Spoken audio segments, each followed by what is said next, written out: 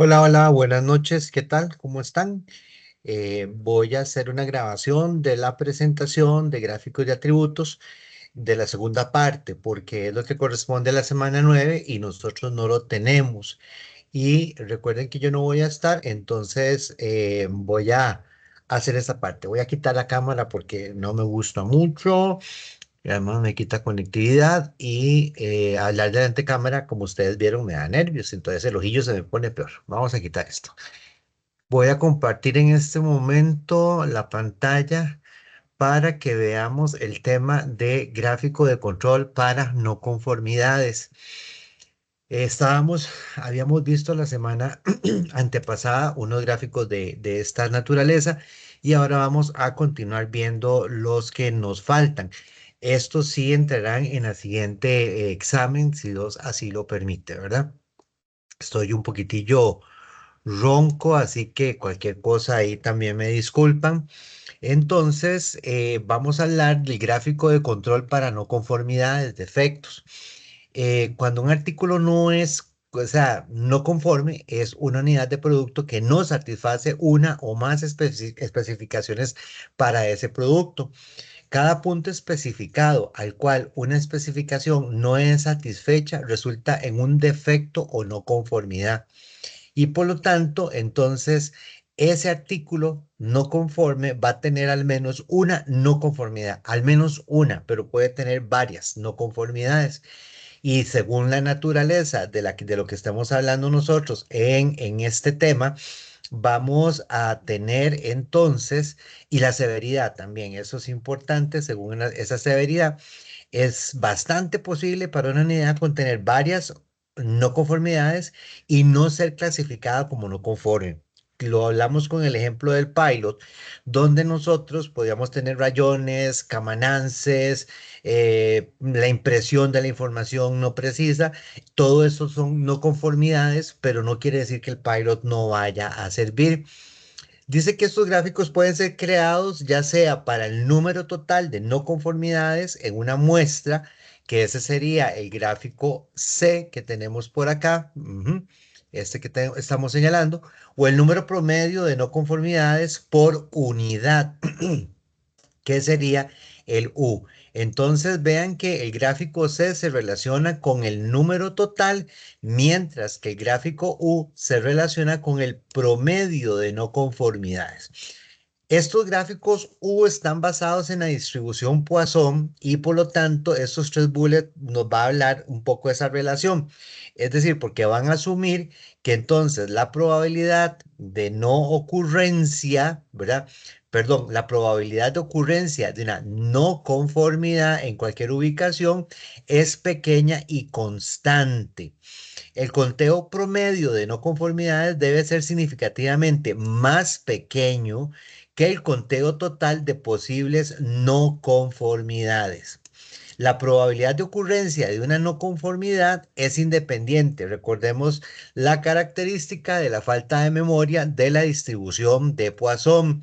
Dice que la ocurrencia de una no aumenta o disminuye la probabilidad del próximo artículo que sea no conforme.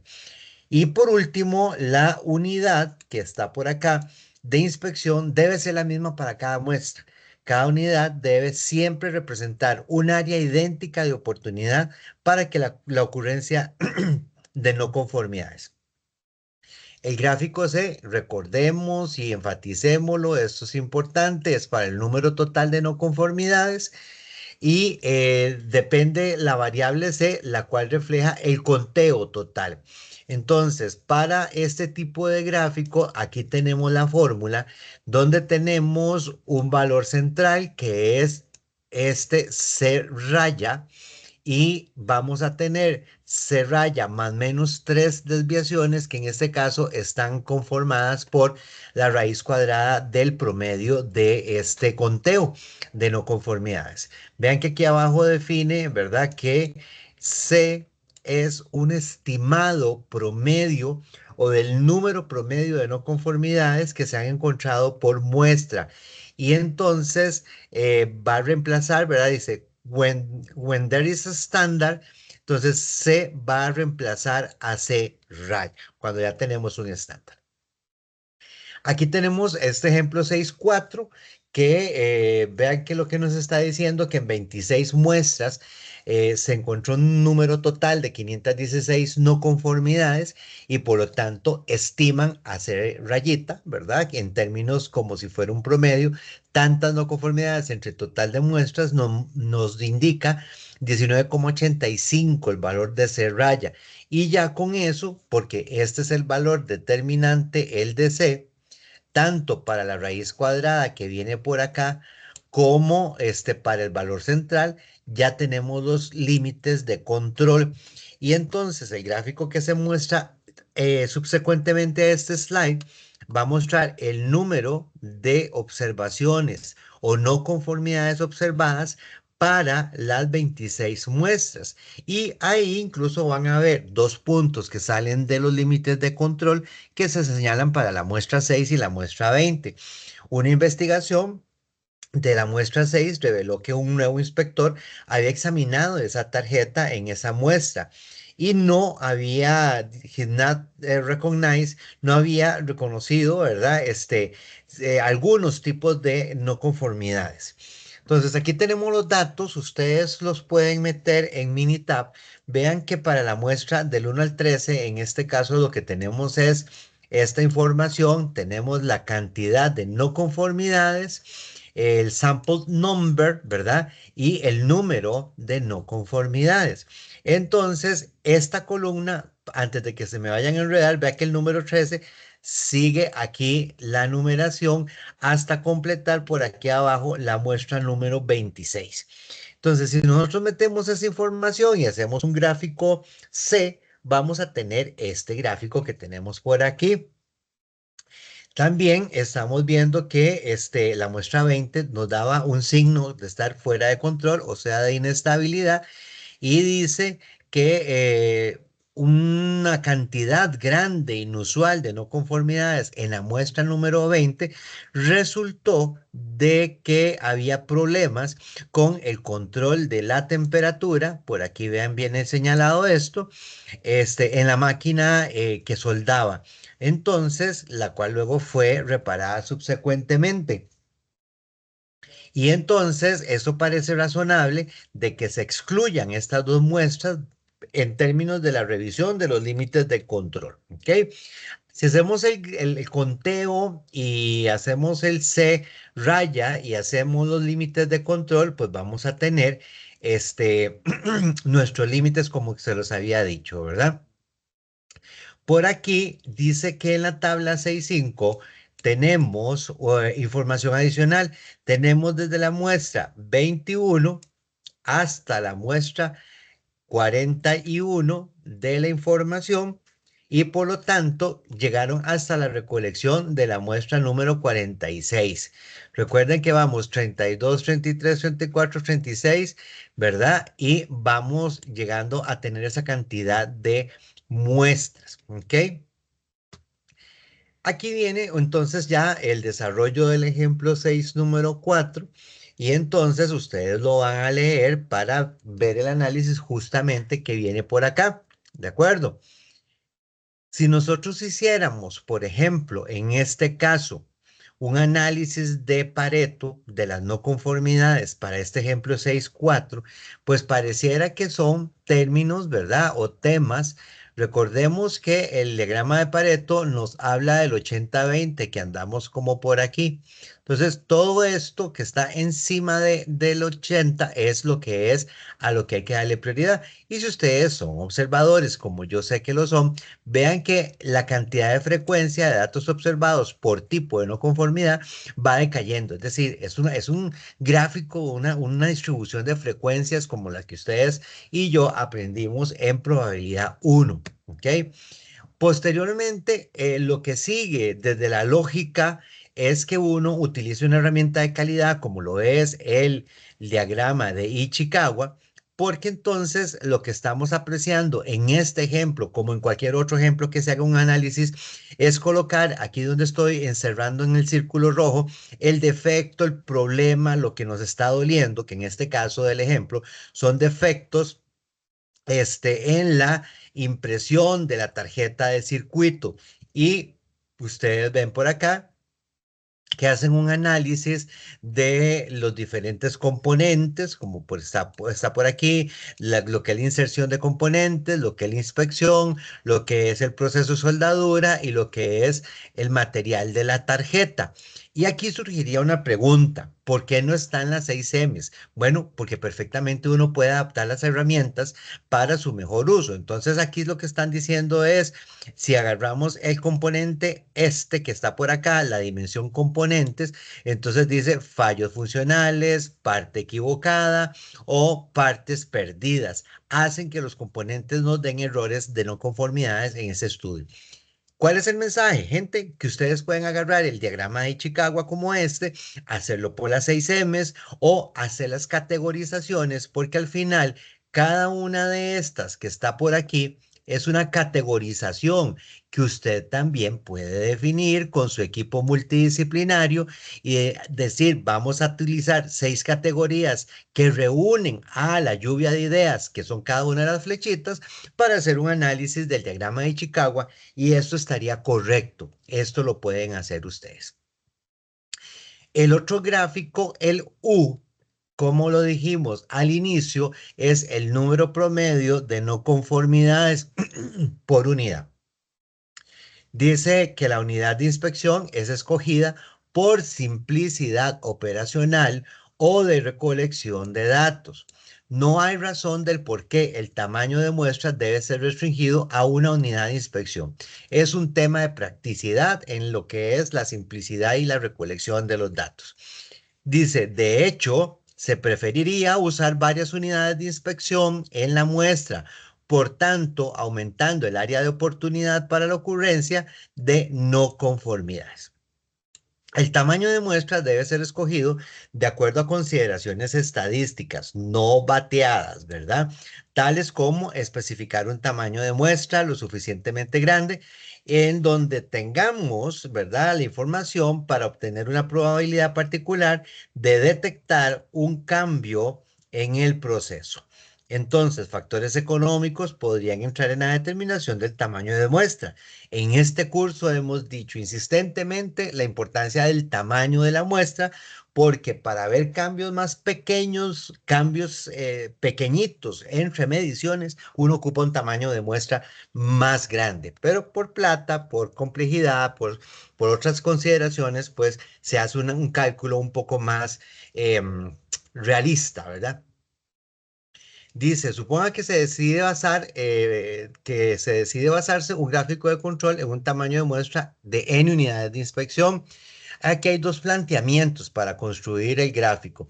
El primer planteamiento dice: una estrategia es simplemente redefinir una nueva unidad de inspección que sea n veces la antigua unidad de inspección. La otra estrategia involucra definir un gráfico de control basado en número promedio de no conformidades por unidad de inspección. Entonces, si hay X no conformidades, como vamos por acá, totales, en una muestra de n unidades de inspección, entonces el número promedio de no conformidades por unidad de inspección es el total de no conformidades entre el número de unidades inspeccionadas. Entonces las fórmulas igual tienen el mismo concepto: mu más menos 3 veces la desviación estándar, que en este caso la variabilidad está en función de la U promedio entre n raíz de esto. Aquí abajo nos indica, ¿verdad?, para que no nos perdamos, que U promedio es el número promedio de no conformidades por unidad inspeccionada, donde dice: when there is a standard, donde hay un estándar, U va a reemplazar a U barra. Es decir, si yo conozco la información de U, lo reemplazo, ¿verdad?, con U. Reemplazo a U barra, y si no, se calcula. Aquí viene la construcción de este gráfico U y viene el ejemplo donde se ha recolectado 20 semanas que están por acá en estas tablas. Y entonces vean que el sample size de N se especificó como un número promedio. Entonces, en la muestra 1, para un tamaño de muestra, ¿verdad? De N de 50, se encontraron dos no conformidades y así sucesivamente con el conteo de no conformidades. Si nos devolvemos a la tablita acá, donde estoy llegando, vean que yo tengo la muestra, ¿verdad? El sample number y el número de no conformidades. Si nos vemos en la tabla, muestra 1 tiene tantas no conformidades, muestra 2 tiene 24, muestra 3 tiene 16, etcétera. Aquí no estamos manejando, como en este otro tipo de gráfico, el tamaño de la muestra, que en este caso es 50. ¿Ok? Y entonces, a partir de eso, de esos datos de la tabla 66, para este ejemplo, estimamos el número de no conformidades o errores por unidad, que sería 74 no conformidades, 20 semanas de recolección con tamaños de muestra de 50. Entonces, con esta información se saca quién es U y ahí ustedes lo pueden apreciar. Se hace el gráfico que en donde por lo general el lower control limit, el límite inferior, puede ser menor que cero, entonces se va a asumir cero y a partir de ahí podemos estudiar entonces el fenómeno de la cantidad promedio de no conformidades para este tipo de análisis. Por aquí nos está diciendo que tamaños de muestra variables, ¿verdad? Vienen algunas consideraciones.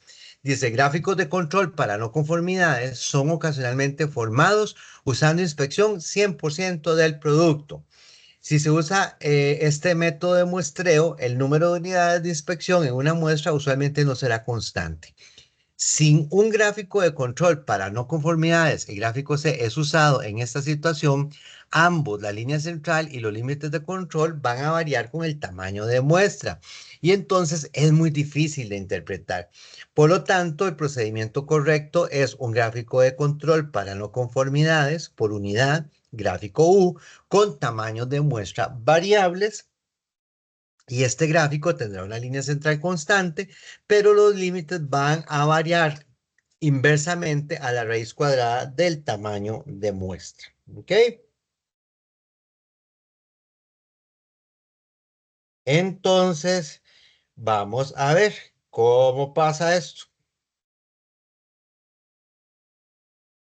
Siguiendo este ejemplo del gráfico U, para esta fábrica de textiles. Entonces, estamos hablando, ¿verdad? De que la línea central va a ser el número total de defectos encontrados entre el número total de unidades inspeccionadas. Y ahí tenemos nuestro cálculo. Ujú.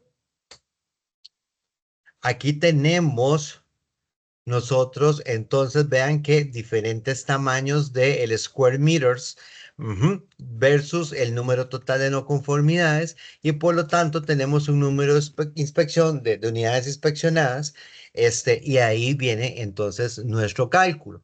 Entonces, usted puede perfectamente, dice para en la figura 613, que tenemos un gráfico U para el ejemplo 66 usando tamaños variables y el mismo usando un gráfico U, pero con un tamaño de su grupo promedio. Y pues interpretamos, ¿verdad? Dice, alternativamente podemos usar el número, el tamaño promedio de inspección, dado que los valores son cercanos en tamaño, ¿verdad? Como dice el ejemplo 6.2, y en este caso las unidades inspeccionadas promedio es de 10,75, y entonces de ahí donde tenemos el gráfico 6.14, ¿ok? Entonces, jóvenes, vean que los gráficos para no conformidades tampoco son gráficos que son demandantes en profundidad, pero sí en información valiosa que nos puedan dar. Otros gráficos que tenemos son los gráficos P, Bueno, lo hemos visto, los gráficos para atributos más bien son los P, los C y los U. Y entonces algunas consideraciones para el uso de ellos son las siguientes. Dice, si los operadores controlan las causas asignables y es necesario reducir la porción caída del proceso.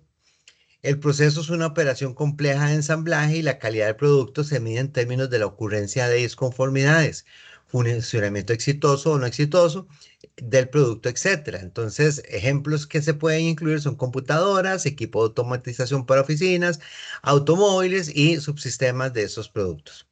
Dice, es necesario el control del proceso, pero no pueden obtenerse datos de mediciones. Entonces, si usted no puede obtener mediciones y hace conteo, estos gráficos le van a ayudar. Se necesita un resumen histórico del desempeño del proceso, conocerlo antes, eso es lo que quiere decir, cómo se ha comportado. Dice, los gráficos de control para atributos, como los gráficos P, los C y los U, son muy efectivos para resumir la información del proceso que será revisada por la administración. Finalmente dice, recuerde que los gráficos para atributos en general son inferiores a los gráficos para mediciones. Siempre que sea posible, utilice gráficos X barra R o X barra S.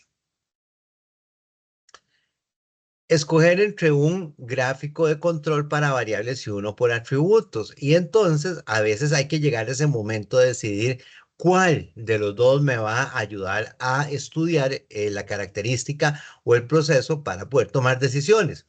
Los de atributos tienen la ventaja, dice, que voy a buscar aquí mi cursor, que cuando varias características de calidad pueden ser consideradas juntamente y la unidad puede ser clasificada como no conforme, si falla en satisfacer las especificaciones de calidad. Entonces, aquí hay un tip importante.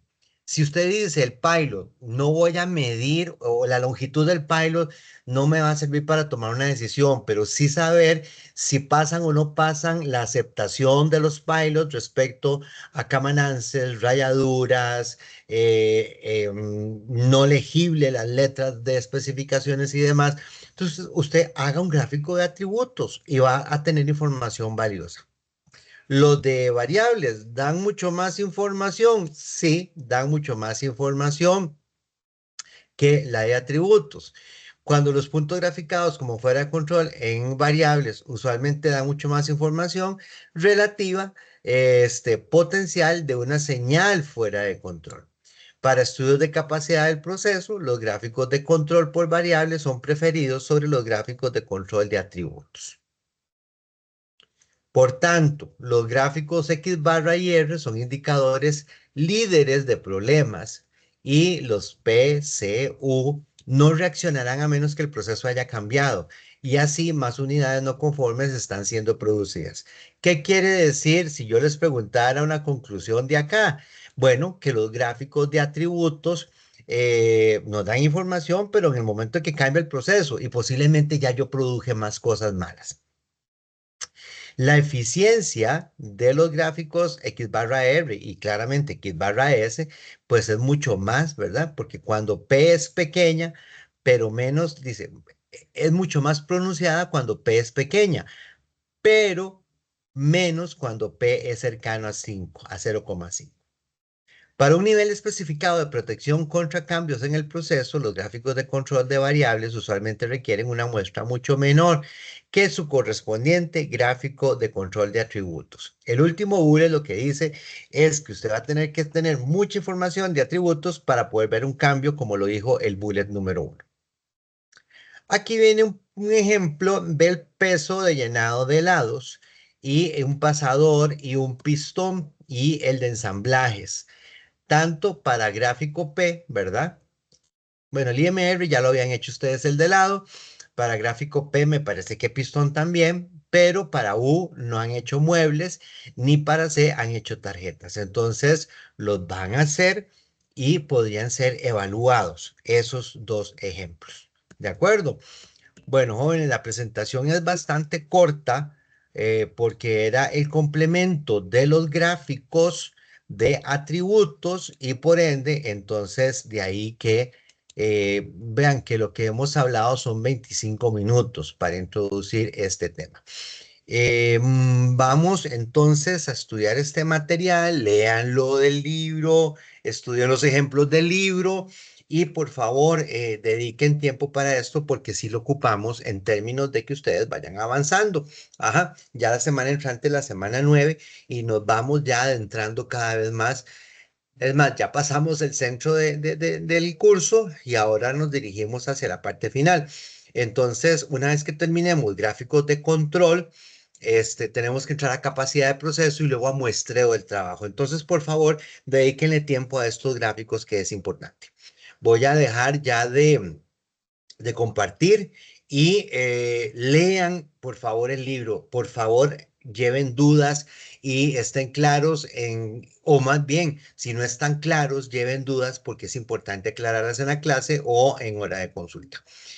Solo un grupo me ha dado información del proyecto de curso, los otros no sé qué están haciendo. Sería importante que ustedes también vayan trabajando en el proyecto de curso, porque no que a última hora hagan algo muy improvisado que no tiene mucho sentido. Bueno, señores, muchísimas gracias. Un gusto estar con ustedes, aunque sea por este medio. Y saben que en la medida de mis posibilidades, que a veces son limitadas por agenda, pero eso tiene que cambiar. El año entrante tiene que cambiar esta locura de trabajo que yo hago tan recargado.